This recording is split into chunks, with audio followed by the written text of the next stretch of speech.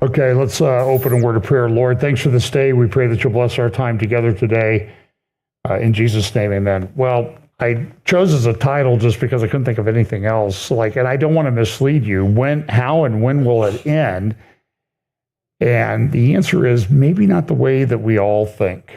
There's a lot of things that are changing.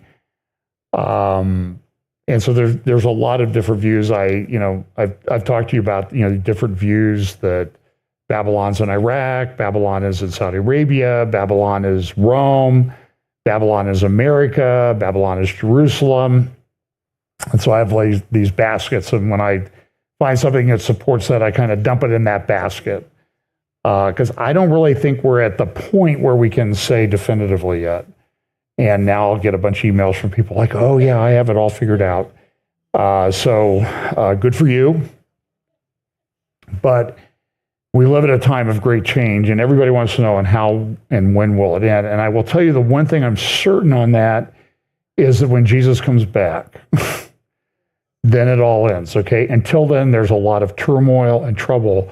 And at this point, I don't really see it coming back. So this is my little wheel of prophecy I've been working on. I need to update it because I think some of this could be done better. But I like the one over here on the right, the Rubik's Cube of the Sustainable Development Goals, that none of these things line up, but people are trying to figure out how this works. And so I saw a good article just this morning, and I can't remember where I saw it, but the person said, hey, you know what? The whole world is like a Rubik's Cube. Geopolitics is like a Rubik's Cube, and people are trying to get it fixed. And I know there are these savants that do these things in like 2 seconds, and I'm not one of them. So I talk about certain things, acceleration.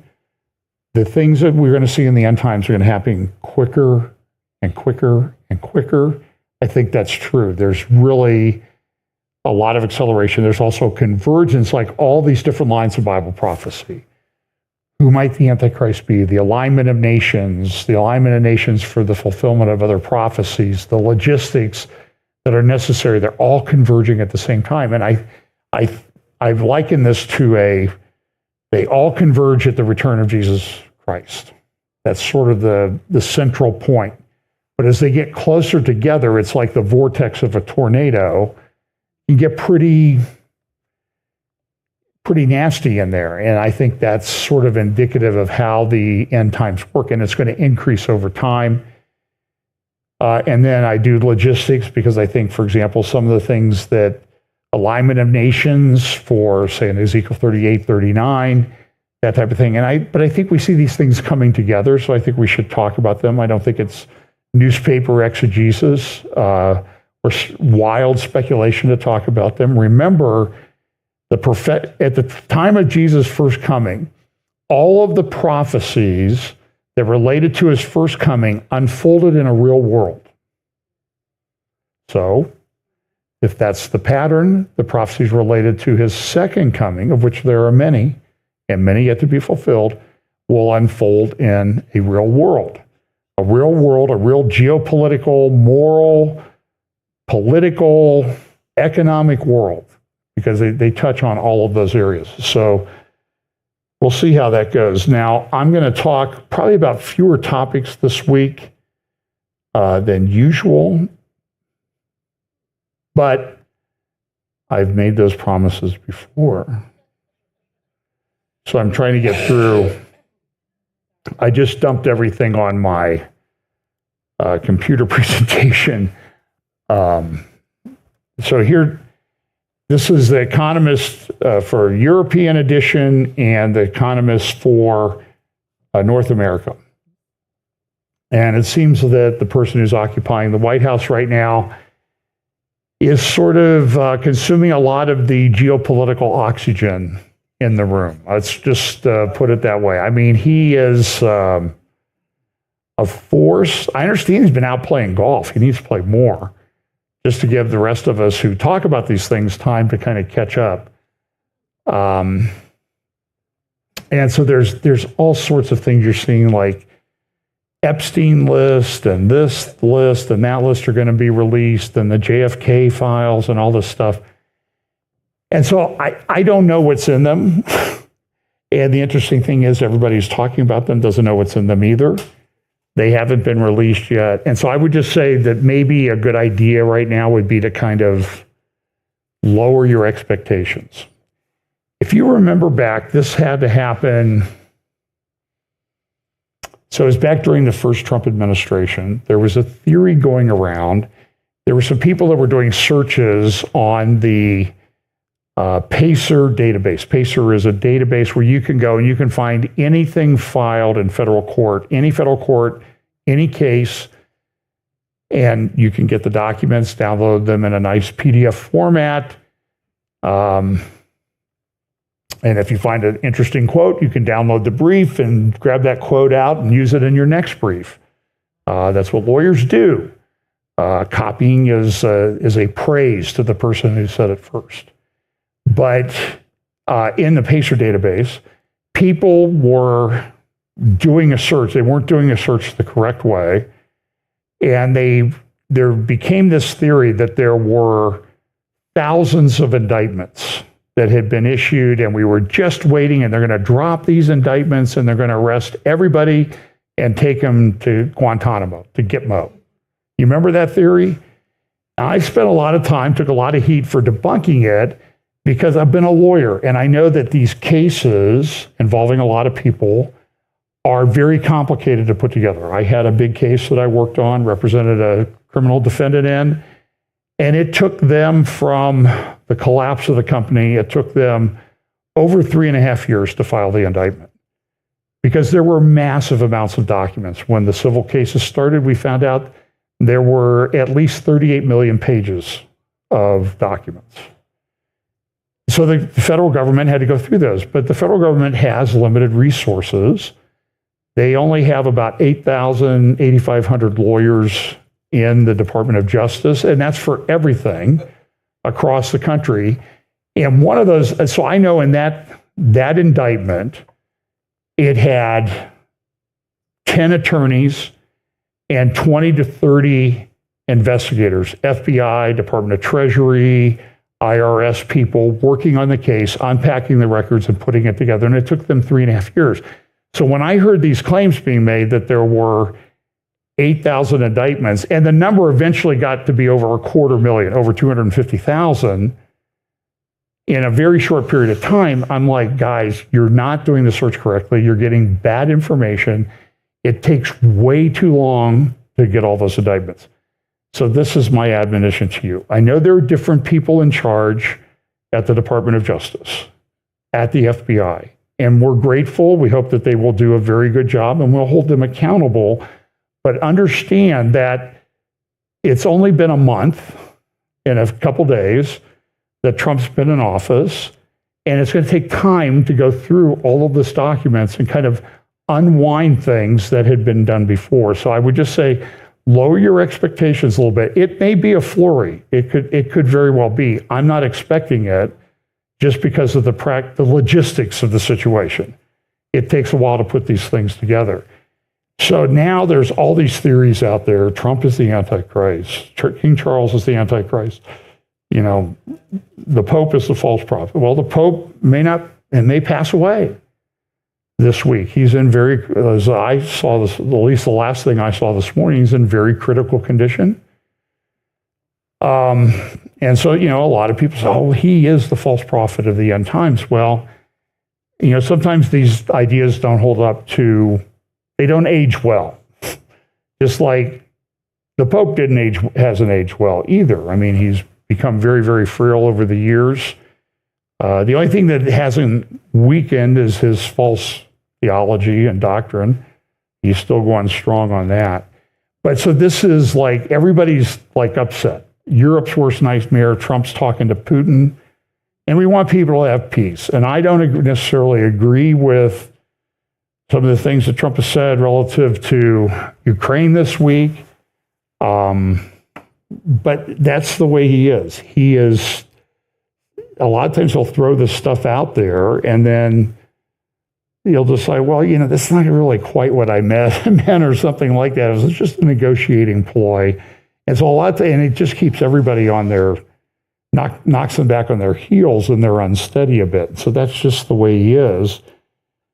And so I would recommend this. I don't have time to go through it, but if you want a good analysis of the Ukraine situation and what Trump said, there's two guys that you can follow, and they don't agree with each other, but I'm sure they would sit down and have, well, probably a nice big steak together, because they're conservatives and they like meat. That would be Victor Davis Hanson, who is very supportive of Trump, and Mark Levin, who is very upset with Trump. So go listen to both of them, and make up your own mind and everything. It's not something to divide over. It's not like they're going to change anything anyway. But I thought they were both very well reasoned in the way they approached it. So Victor Davis Hanson, I don't remember which podcast he was on, about a half hour, did a great job. And so did Mark Levin. Mark Levin is great like that. So both good guys. This is the editorial page of the New York Times this morning. And I copied it just like it appeared in the print edition. The eagle is upside down, the New World Order. You see Sunday Opinion is on the bottom. They've flipped. And what's the message? Trump's kind of flipped everything up. And then on the enter part, the big article, I can't remember who wrote this. I still can't read that. It's on the right there. Anyway, it says this: the world is there for the carving. Now, you might have guessed that the New York Times is not necessarily a fan of Donald Trump or anything Republican. And it is a very tumultuous world. Now, for the rest of the time, I have some things on AI at the end I'm going to talk about. If I get to them, things are changing very quickly in that space. For example, Microsoft came out with a new chip this week called Majorca. I think it's called Majorca. It's a quantum computing chip. Now, the interesting thing about that is nobody knows what they're going to use it for, because the quantum computing and programs and everything haven't caught up to the chip and what the chip can do, and whether the chip is actually going to be worth something. So quantum computing, I talked a little bit about this first hour in the sermon. Why were you talking about quantum computing in the first hour? Just because it was in my mind, that's why. But so quantum computing, this quantum mechanics, quantum physics, it's kind of weird. It's like the products, they're like a positive and a negative particle, and they exist in the same place, but they know where the other particle is located at all times, and they can switch at any time. And and trying to control this is part of the problem. Well, Microsoft has made a huge leap forward this week in controlling that. I thought there was a very clever comment in one of the YouTube videos I saw on this, and somebody said, with two particles existing in space and they know what each other is, says, yeah, now we actually will be able to say Microsoft Windows will both crash and not crash at the same time. So that's kind of, wrap your head around that. And if you don't understand that, turn everything off and reboot, which I never understood, but it works. Even my car was acting up, and I called Toyota, and they said, well, turn it off and turn it back on. And it worked, who knew? Okay, so Middle East, we'll talk a little bit about this today, because this is past the milestone this week, 500 days since October 7th. My Twitter feed is a cesspool of Jew hatred every day. It's really unbelievable. Some days it's hard to, because there's stuff out there I want to read, but there are people that just blow by it. They just blow this stuff out on Twitter. And it's not logical. It's not even thinking. And we saw a lot of that this week. So there's negotiations going on about what are we going to do about the Gaza plan? Is Trump's Gaza plan going to go? Now, by the way, I read this morning Trump's backing off a little bit on what he said about Gaza. That shouldn't surprise us. That's Trump being Trump. But the whole world is swirling around his ideas that he stated. But then the question is, and so nobody really wants to analyze, are his ideas worthy of even considering? And so I do have a part of a podcast with the great historian Andrew Roberts, English historian, that I'll play a little bit later, that talks about this. But everybody's around, meetings in Riyadh, and it's interesting, Saudi Arabia is kind of coming up in all of this stuff. Now, some of us have talked about the significance of Saudi Arabia for a long time, and a lot of people have poo-pooed it, but facts are facts. So Davos, World Economic Forum, is going to be meeting in Riyadh, Saudi Arabia, starting next year, not in Switzerland. This is a big deal. And I'll play you part of a conference that the Saudis had in Miami this week. I mean, it was significant. It's like Davos at South Beach, I guess I would call it. They call and so they're having all these meetings in the last month. And to be honest with you, there's hundreds of hours of videos that I would like to review, and it's really, really hard to get through them. And it's also very painful because I don't think the people that are talking have my best interests at heart. So this week, they continued to release hostages. Now, it was pretty clear that Israel, the hostages that continue to be held by Hamas, they're running out of live ones. And one of the ones that they couldn't, they never really said was the Bibas family. A little 9-month-old and about a 3-year-old when they were kidnapped on October 7th. And so this week there was a big turnover ceremony. Everybody was hopeful, but it became increasingly clear that these people, that these young children and their mother were dead. So there was a big turnover ceremony, and it's interesting how a lot of the video comes from the ground level, but fortunately, and by the way, I saw the Hamas guys running around in their nice, clean, new uniforms and everything with their balaclavas on that are form-fitting. And I'm telling you, Israel's analyzing the facial features of all those people. They're tracking everybody that was there. All those guys will be dead. They will hunt them down like they should. That's not cruel. And so the question is, what do you do with this situation? Now, my view is move the people out and flatten it. Just flatten it and blow it up and start over with somebody else. Oh, that's so cruel. That's so unchristian. By the way, has that ever happened before? Wait till you hear Dan Senor's podcast with Andrew Roberts in just a little bit. But they do the videos, and it looks like they're just jammed in there. There's this huge crowd and everything.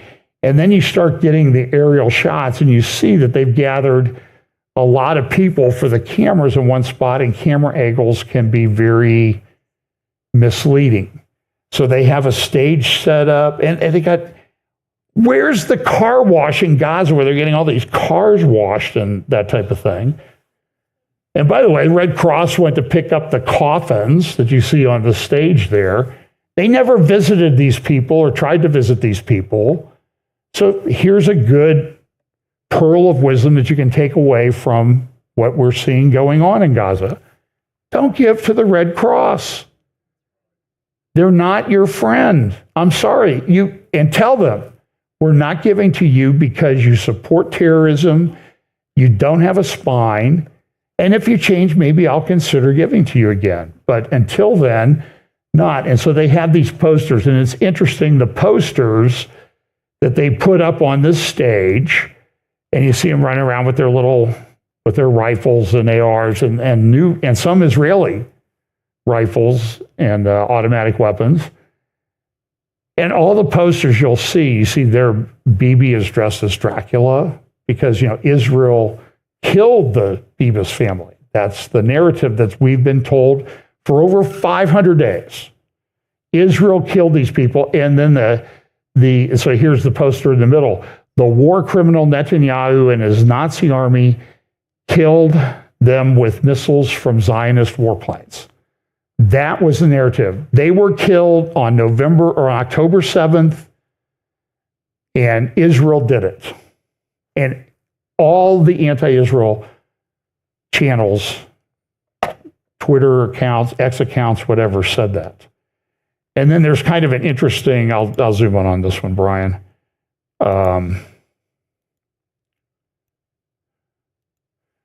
See this one on the right here, this kind of interesting picture. There's a guy, he's looking at the warplanes. There's Israeli coffin. It was coffins with Israeli flags draped down below.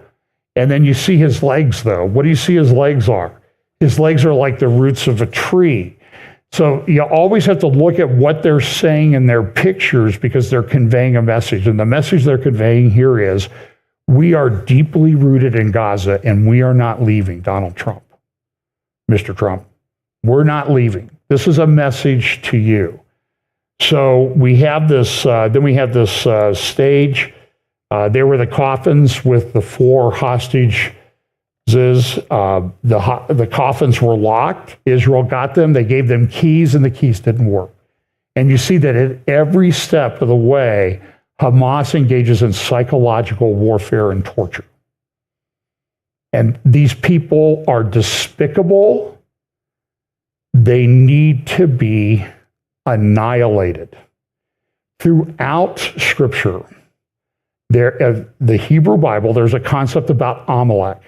There's an Amalek in every generation, and Amalek needs to be destroyed. And if you don't destroy Amalek, you're asking for trouble.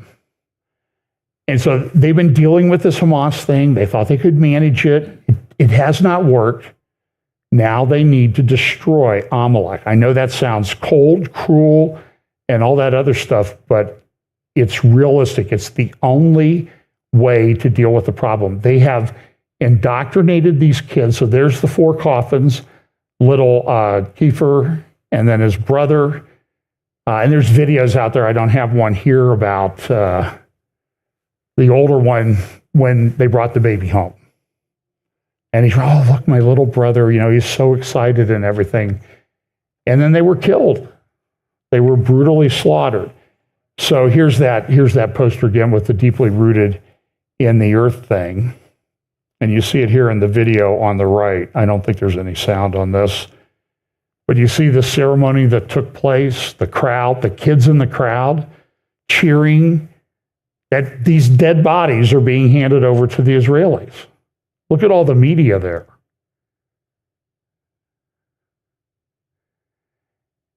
Now, I know there are reasons why Israel doesn't do something, but I have friends in Israel, and they're saying that's a target-rich environment. Just take them out right there.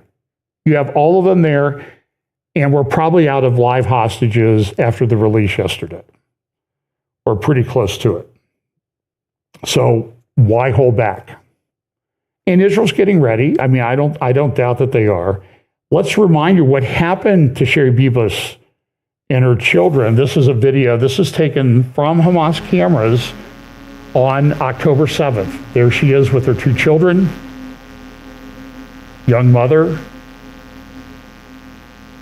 And if you look through some of the Israeli accounts on X, you can see pictures of their wedding and pictures of their life together with her husband. Her husband was released last week, and when he was released, he didn't know if his wife was dead or alive. Because why? Because they want to do this psychological torture all the way to the end. And you can imagine the terror that she was going through. They attacked the home. They set the home on fire. They took her outside with the kids. They put her in a car and drove away. And you just imagine if you had kids and they are taking you armed terrorists who've slaughtered people. You watch them slaughter people, and now they're taking away, and they're filming it and posting it on social media. These are her parents. They were killed that day. She probably saw them killed. And so there's this, a lot of back and forth in Israel. So she was returned. And so what they found out, though, was that the coffin that supposedly had her in it, they did, believe me, they can do forensic and DNA testing very quickly, and it was not her. And people were pretty upset. And I said, oh, well, we made a mistake. I don't believe that for 1 second. They lied. They did this for psychological torture, and they need to pay for it. And so her body was returned, I think yesterday. And so I want to give the IDF credit.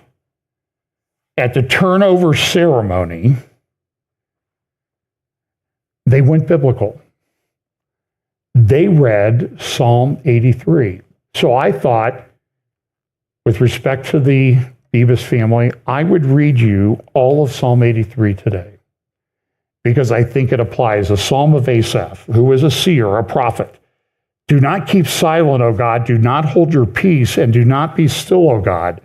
For behold, your enemies make a tumult, and those who hate you have lifted up their head. They have taken crafty counsel against your people and consulted together against your sheltered ones. They have said, come and let us cut them off from being a nation, that the name of Israel may be remembered no more. Does this not sound like what we've been through for over 500 days now? Longer than that, but certainly focused for the last 500 days. Verse 5, for they have consulted together with one consent. They form a confederacy against you. Who? The tents of Edom and the Ishmaelites, Moab and the Hagrites, Gebal, and there's some question about whether Gebal is up near Syria or whether it's down towards Saudi Arabia. I think it's to the south. That's my own view. And maybe it's both places. Gebal, Ammon, and Amalek. Who's Amalek? I believe Amalek was the first offspring, I think a grandson of Ishmael. I think I'd have to go back and look that up in Genesis. So Amalek has been a problem forever. And they said, this is always going to be a problem for you. And you need to deal with it. Deal with Amalek. And they have it, and they've paid for it. They form a confederacy, the tents of Edom and the Ishmaelites, Moab and the Hagrites, Gebal, Ammon, and Amalek. Philistia with the inhabitants of Tyre. Where is Philistia? That's Gaza. Where is Tyre? That's in Lebanon. By the way, you'll see some pictures here in a moment. Nasrallah, who was killed in an airstrike a couple months ago, is being buried today in a funeral in Beirut at a big stadium.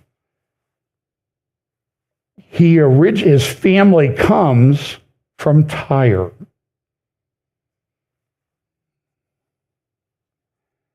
Assyria has also joined with them. They have helped the children of Lot. Deal with them as with Midian, as with Sisera, as with Jabin at the brook Kishon, who perished at Endor, who became as refuse on the earth. Make their nobles like Oreb and like Zeb, yes, all their princes like Zebah and Zalmunna, who said, let us take for ourselves the pastures of God for a possession. Read more about it in Ezekiel chapter 35, 36. Same concept being conveyed there. Oh my God, make them like the whirling dust, like the chaff before the wind, as the fire burns the woods, and as the flame sets the mountains on fire, so pursue them with your tempest and frighten them with your storm.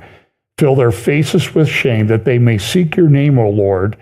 Let them be confounded and dismayed forever. Yes, let them be put to shame and perish, that they may know that you, whose name alone is the Lord, are the Most High over all the earth. This is all very biblical, what we see going on in Gaza right now. Here is Rama Aswan. She's a Syrian. I think she lives in Germany now, but this is what she had to say about what she saw going on.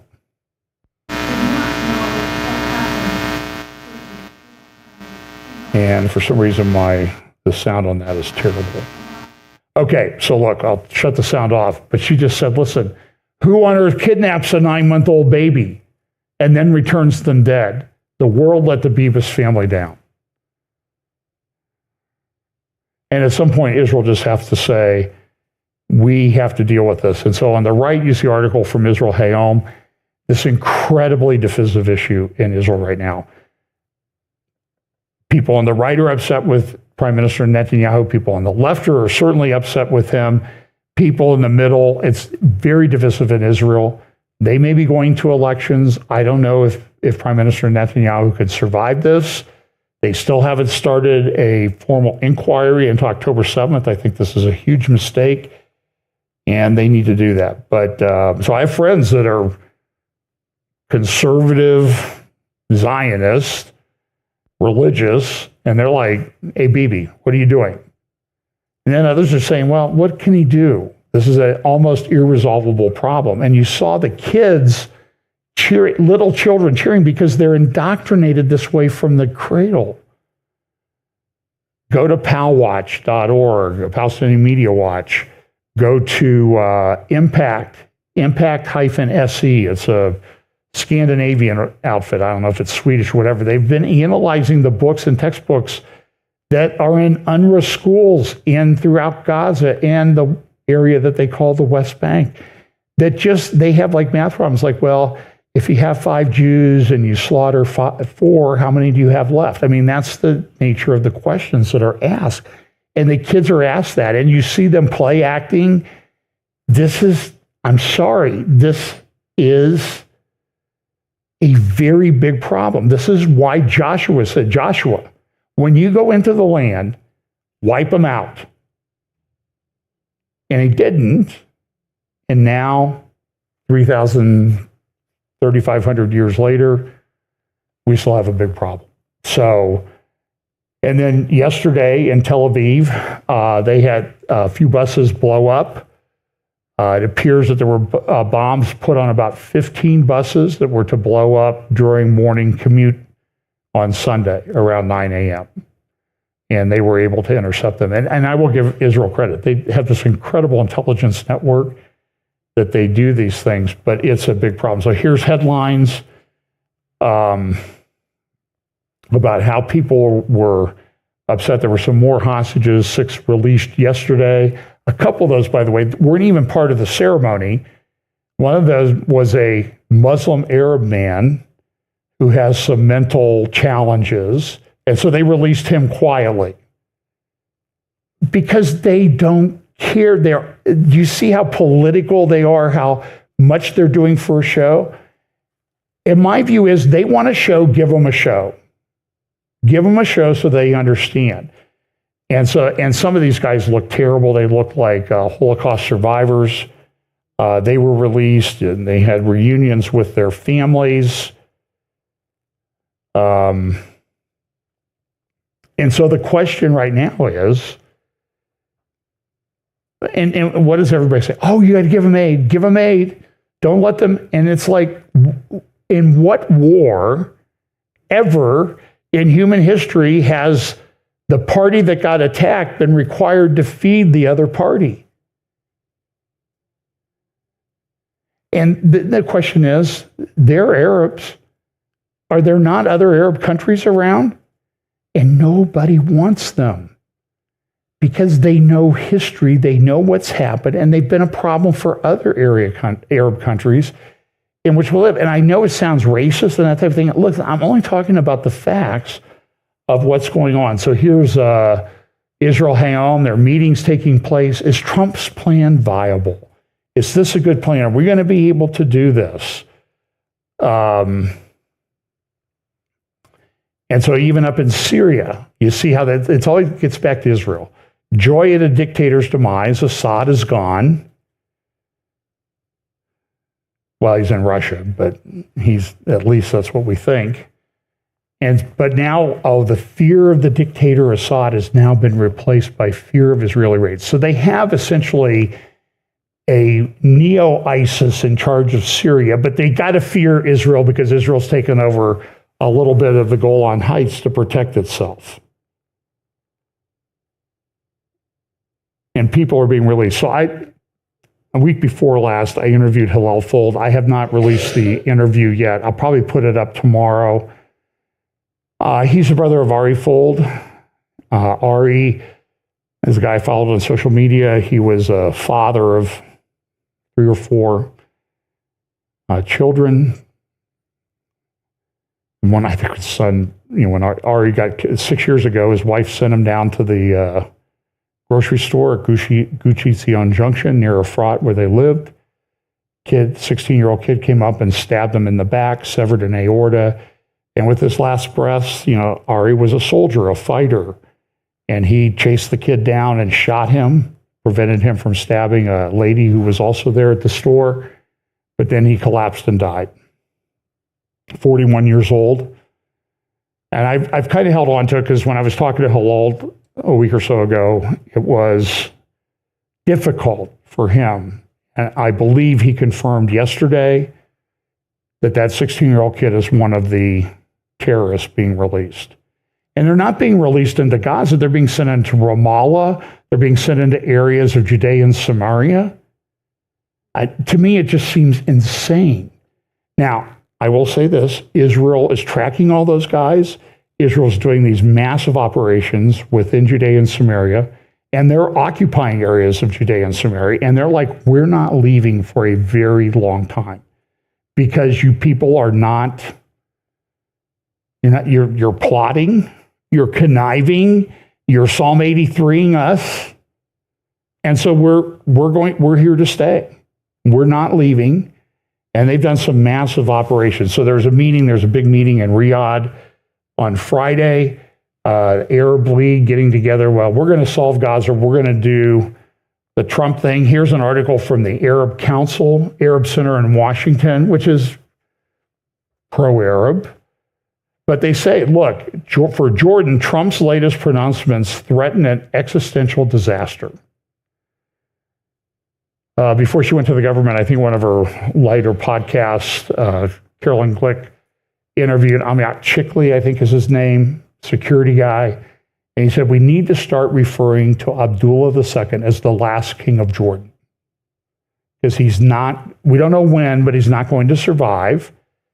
80%, 75, 80% of the Jordanian population identifies as Palestinian, whether they are or not. By the way, in the Palestinians, when you analyze their names that they don't come from Israel. They come from Egypt, from Saudi Arabia, from Jordan, from Syria, from Iraq. And so a lot of people say, send them back to where they came from. This was flyers that were put out by Israel. It says this: to the honorable people of Gaza, they were dropped from planes across the Gaza Strip. After the events that have transpired, the temporary ceasefire, and before the implementation of Trump's mandatory plan, which will impose forced displacement on you, whether you like it or not, we have decided to address you with a final appeal. To anyone willing to accept our assistance in exchange for helping us, we will not hesitate for a moment to provide aid. Reconsider your calculations. The world map will not change if all the people of Gaza disappear from existence. No one will feel your absence, nor will it. This sounds very much like the end of Psalm 83, does it not? Let them be like the dust of the world by the wind. Reconsider your calculations. The world map will not change if the people of Gaza disappear from existence. No one will feel your absence, nor will anyone ask about you. You are left alone with your inevitable fate. Iran cannot protect itself, let alone protect you, and you have seen with your own eyes what happened. Neither America nor Europe cares about Gaza, nor do your Arab nations, which are now our allies, supplying us with money, oil, and weapons, while sending you shrouds. Only a little time remains, and the game is over. That's pretty direct. So here is Israel, Defense Minister Israel Katz today saying that, we're occupying areas in Judea and Samaria. Now, he did say 40,000 Palestinians have so far evacuated from Jenin to Karam and Nur Shama refugee camps. That's really more like 12,000. He was relying on stats from UNRWA, which is very unreliable, just like the statistics coming out of Hamas cannot be believed. But they're taking the fight to them there. So pray for their safety. This is very difficult. This is urban warfare. They talk about refugee camps. They're really, I would call them densely populated apartment complexes that are in not very good shape. And they're crammed in there. And so it's very, so if they go in there, I've been in mock-ups of these places at a base down in the south of Israel, and it's close in fighting, very dangerous and that type of thing. So this is Al Akbar newspaper yesterday. That's the Hezbollah mouthpiece newspaper in Lebanon. And today in Beirut is the funeral of Nasrallah, who was killed when they dropped, I think, 43 tons of bombs on one place in Beirut, a tremendous attack. And this is what the newspaper says, this article: the world will bid farewell to the best Lebanese ever, and Palestine will bid farewell to one who was and will remain more Palestinian than any Arab, Muslim, or Palestinian. And humanity will bid farewell to one who was more Arab than any Arab, more Islamic than any Muslim, and more humane than any human being born by the women of this nation for centuries past. Tehran Times, Iran's a big supporter, and said, yes, we're here. After the funeral, revenge for Syed Nasrallah begins. And so here's a picture of the stadium today in Beirut, where they had, it seats about 80,000 is my understanding, and they had the funeral there. Here's another picture of here we go, that's an aerial view. Now, they were claiming that about 1 million people showed up in the stadium and around the stadium. I don't know. There's a lot of people there. Let's put it that way. Here's another shot of the crowd.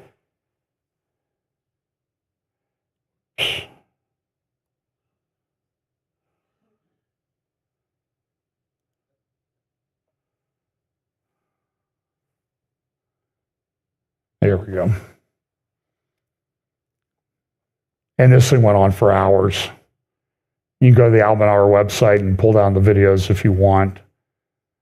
But I think it's important because this is kind of central to the Iranian, Persian, Psalm 83 thing that we see going on in the Middle East right now. Here's a video. Here's the coffins of Nasrallah and another guy being brought into the stadium. There you see the empty turban. That's the one I took and put on my Hezbollah chest piece.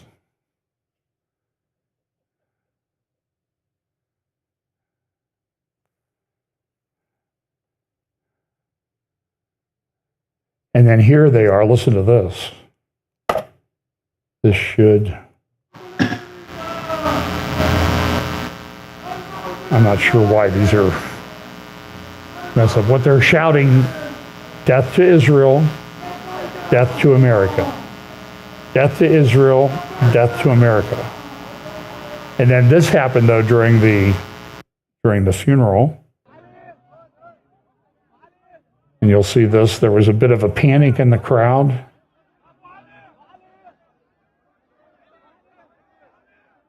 And I think I forgot to put the video in. Here's what happened. Oh, here they come. Israeli Air Force. Hey, we're here. We could take out all of you. Don't forget. And there did seem to be in the crowd a sense of panic. This is a picture from Al-Manar this morning. It's a picture of a little container of dirt. And this is what the article said. Something will be buried with His Eminence Syed Hassan Nasrallah. Throughout his blessed life and until his martyrdom, Palestine accompanied his struggle and was the destination of his jihad. In his final rest, so listen, when the Bible says all nations are going to be gathered together against Israel in the end times, you need to believe that. They believe it, they act on it, they think it is. Their eschatology is all messed up, but they're acting out what they think is going to happen. In his final resting place, his pure body will rest on the soil of the homeland and the soil of Palestine. It is a bottle that will accompany His Eminence, the master of the martyrs of the nation, Syed Hassan Nasrallah, on his eternal journey. The bottle contains the soil of Palestine and the soil of Al-Aqsa Mosque, as it is embraced by the soil of Lebanon, mixed with the soil of Al-Aqsa and the soil of Palestine. So to them, it's a very big deal. Now, I've ran across this posting. This came from a military commander of the Palestinian Liberation Organization and a member of the PLO Executive Council in 1977. Listen to what he said. The creation of a Palestinian state is only a means for continuing our struggle against the state of Israel for our Arab unity. So all these college kids running around, they're totally misled, clueless, and victims of propaganda.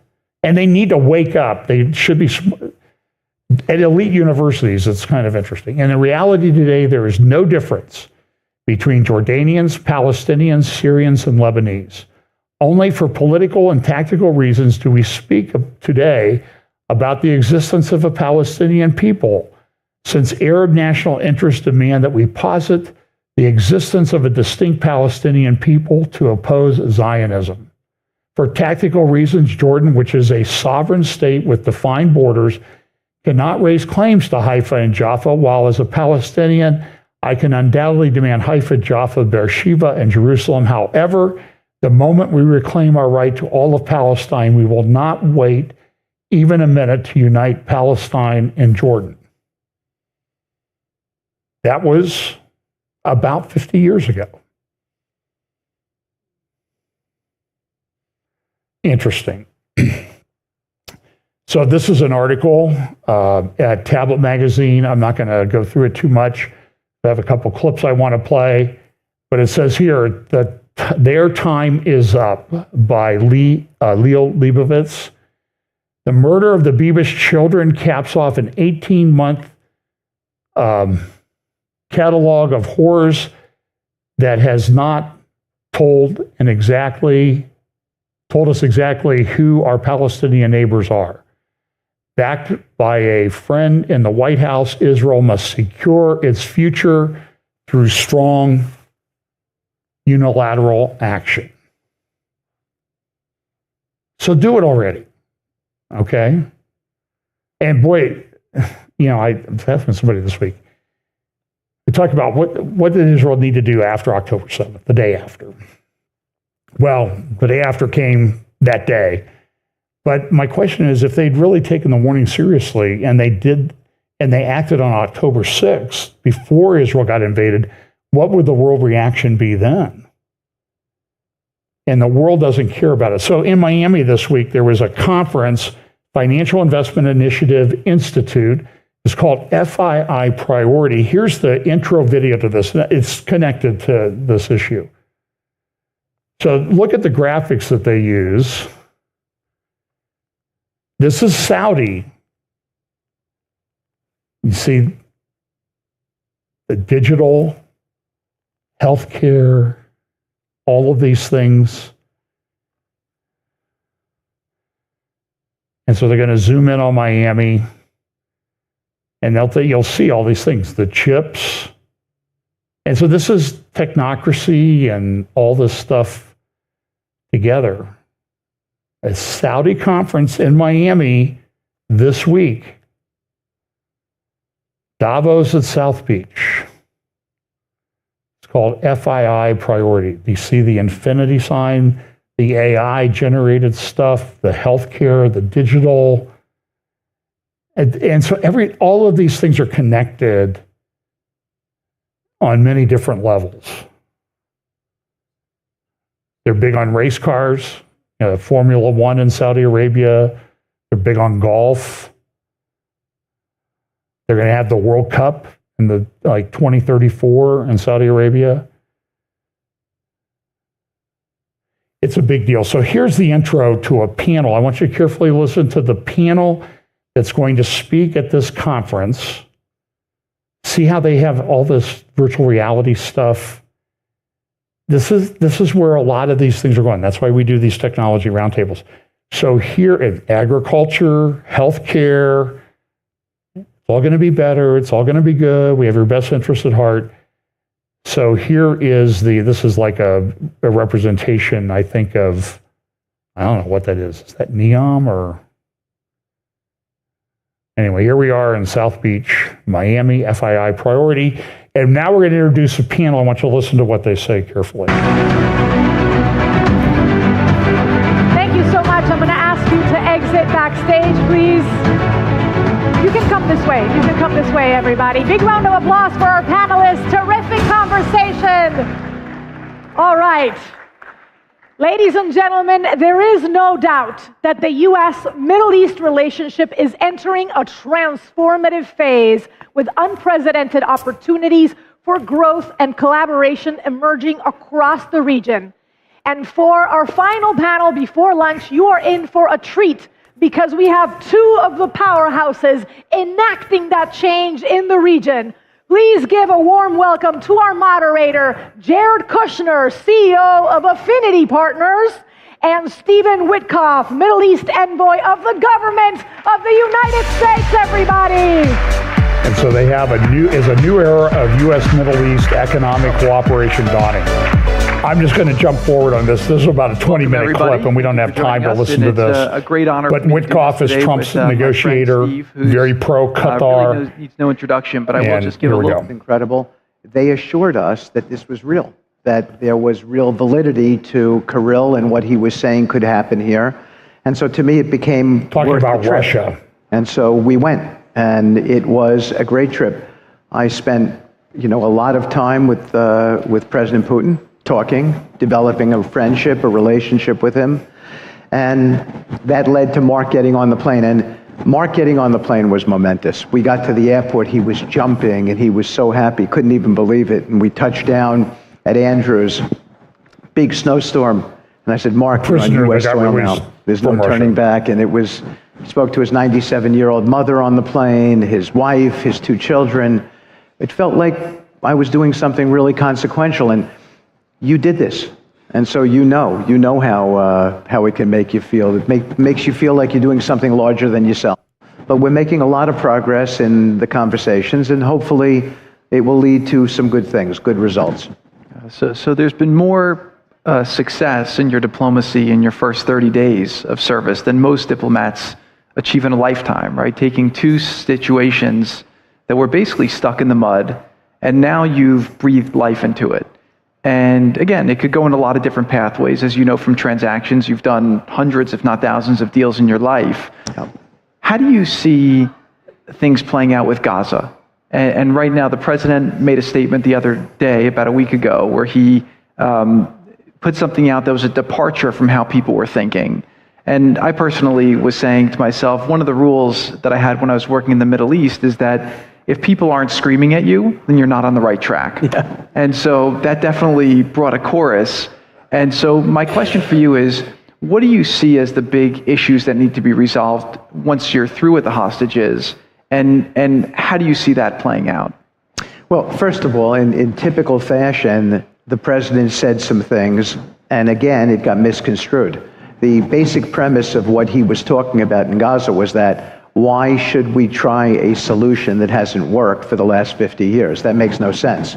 And when I went to Gaza, and I think someone told me I was the first American official who went there in 22 years. It made no sense to me that you were there in charge of trying to formulate a development plan for Gaza, and you didn't see it.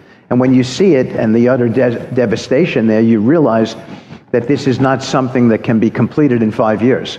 The underlying May 27th Accord that sets the parameters pursuant to which Phase 1, Phase 2, and Phase 3, the reconstruction happened, was based on a 5-year redevelopment plan for Gaza. It's not physically possible. So you can't develop an apartment building in Manhattan in 5 years, and you have to see what the devastation that exists there today in Gaza. There are 30,000 unexploded shells all over there. The conditions are horrendous. I don't know how people can move in there. The buildings are all listing. There's nothing standing up in a good way. And it's going to take a lot of cleanup and imagination and a great master plan.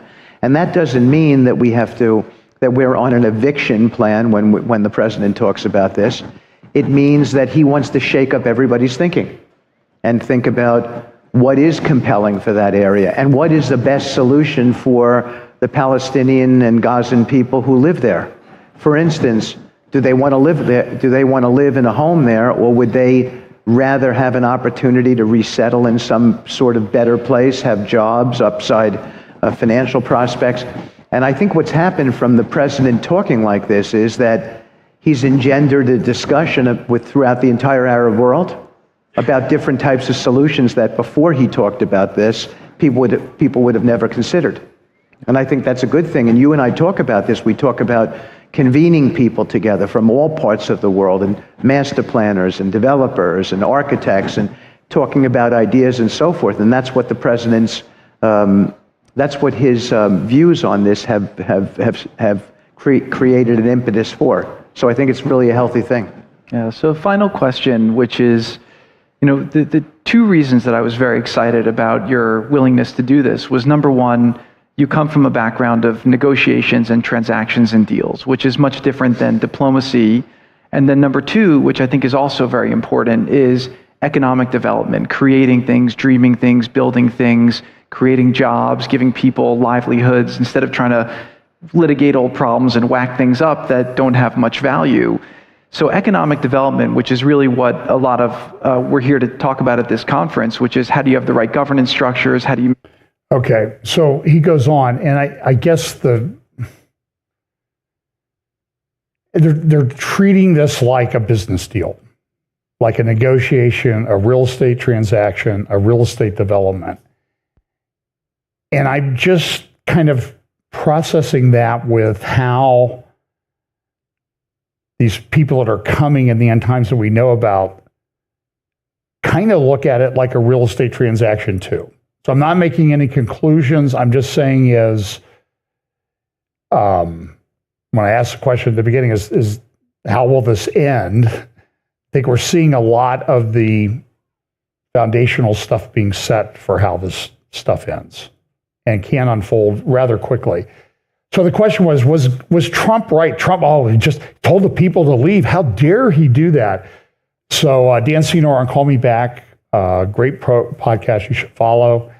Had on Andrew Roberts, the great British historian. I believe that Churchill wrote a book called The History of the English-Speaking Peoples, but he finished in 1901.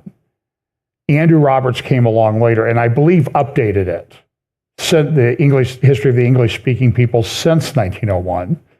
And English-speaking peoples have been pretty prominent in the world for a while. British Empire, American hegemony, whatever you want to call it. So here's Andrew Roberts saying, okay, has this ever happened before where they say, okay, you lost a war, leave, go someplace else. So here's just a little bit of that podcast.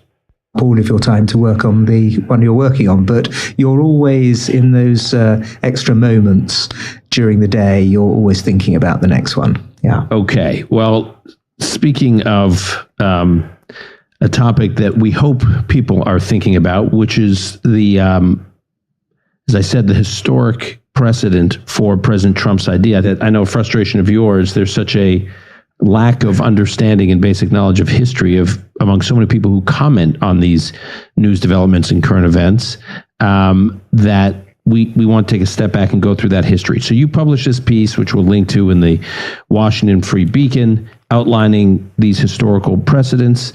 for what President Trump is recommending for Gaza. So I guess the first question is, how would you compare how Hamas and the Palestinian population in Gaza finds itself in terms of the choices and options before it, after having started this war on Israel's border, and now the war is, winding down and ending? How they think about the choices they have relative to the choices that most countries or societies that start wars find themselves in? I think that what President Trump essentially was saying was two things. Firstly, that the sovereignty, the choice of destiny of the Palestinian people had essentially been transferred out of their hands, and that he and Israel and other players in the region have the right to essentially override Palestinian sovereignty in Gaza in so much as it's ever existed in the first place.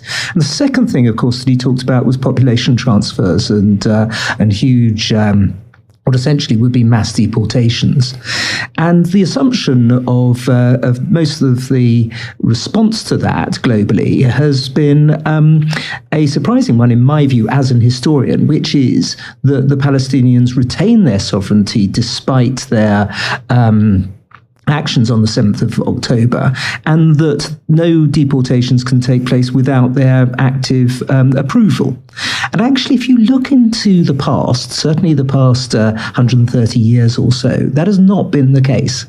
It tends to be true that, and the witness of history is almost universal in this, that if you attack your neighbor in an unprovoked sort of surprise attack, and then you subsequently lose the war that happens as a direct response to that, you actually usually lose both your government and your sovereignty, and very often actually populations take place, or transfers take place that you don't want or support, but which frankly you just have to put up with.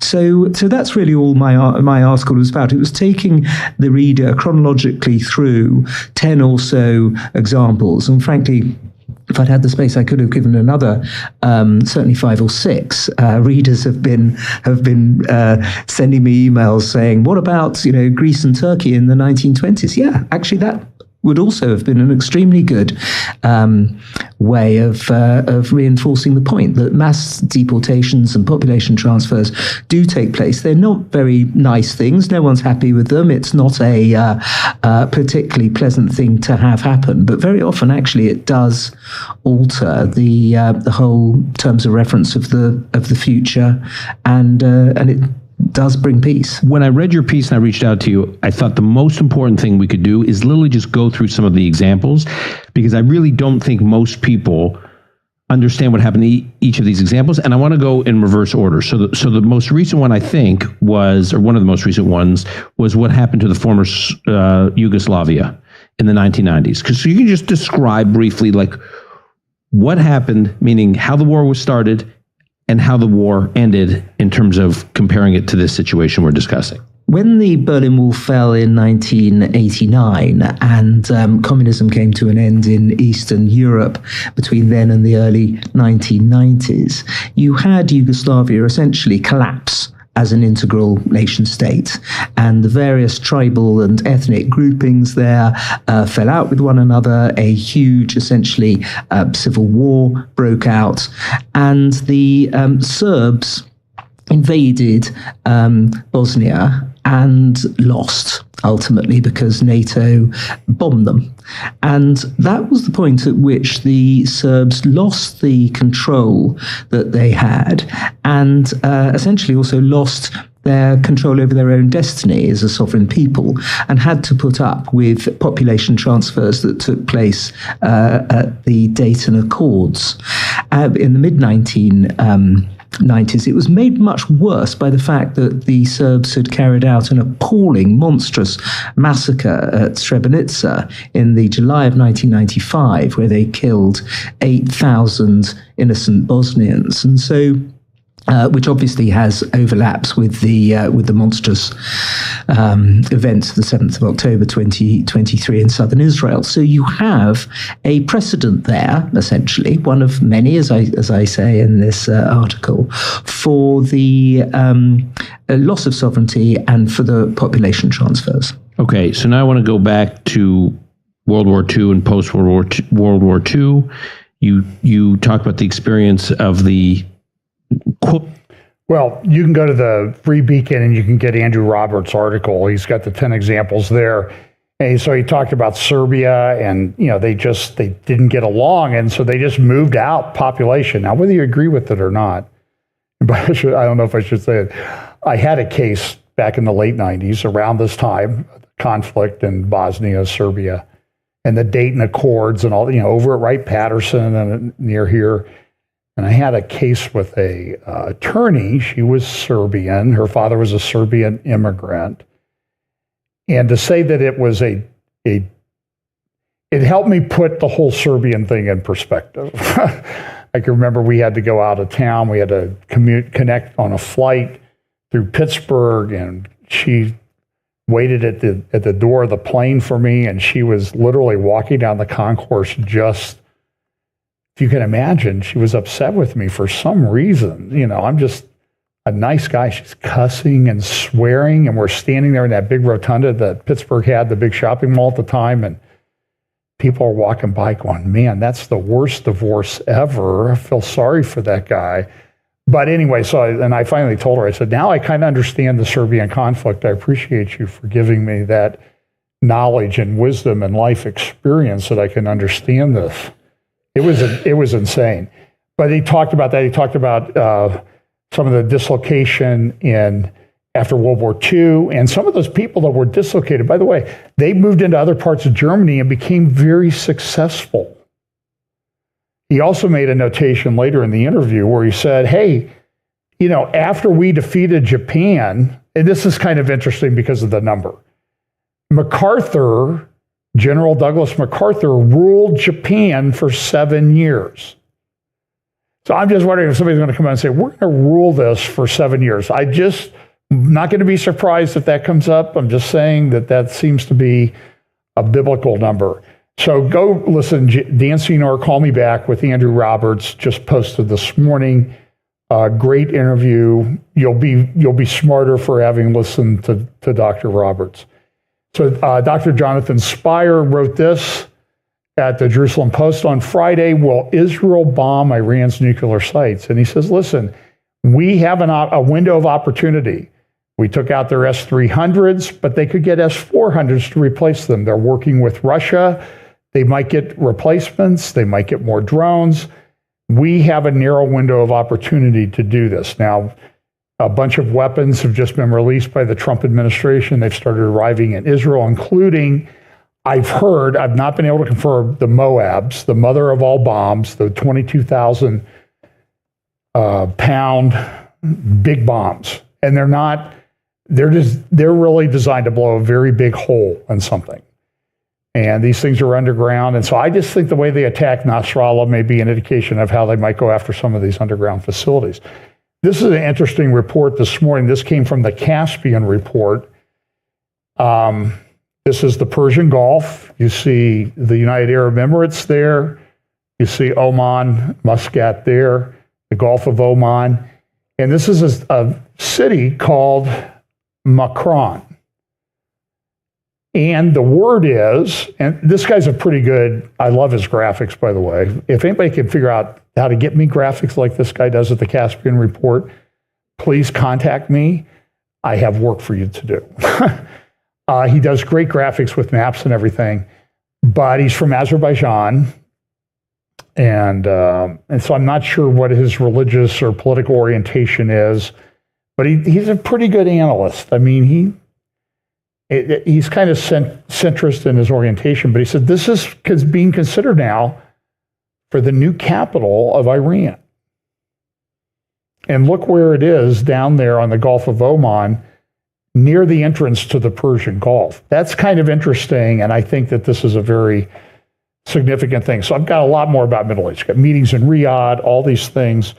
I'm going to let you go. I'm not even going to talk much about the Russia-Ukraine situation. That's very fluid right now.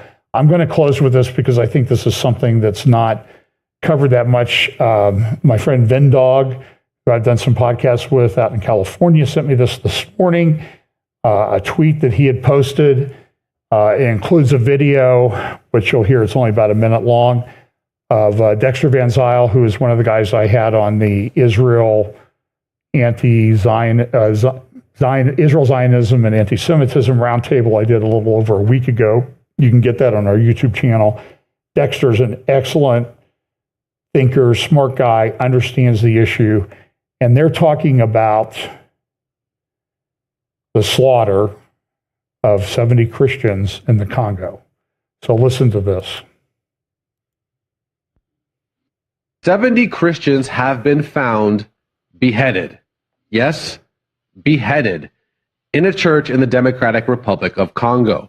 Why is no one reporting this? Why does no one seem to care? Well, let me bring in Dexter Van Zyl, an expert on anti-Christian violence. Dexter, what can you tell us about this absolutely barbaric atrocity? Okay, well, first of all, it took place in the Democratic Republic of Congo, which is a huge country with about 105 million people, that right now is basically in a conflict with neighboring Rwanda over territory in Kivu, okay? And the violence was perpetrated by an organization that was affiliated with ISIS. And the thing is that there are some people who have argued that they are essentially working on behalf of Rwanda, because Rwanda is a neighboring country that covets and is actually taking control of an awful lot of the mineral.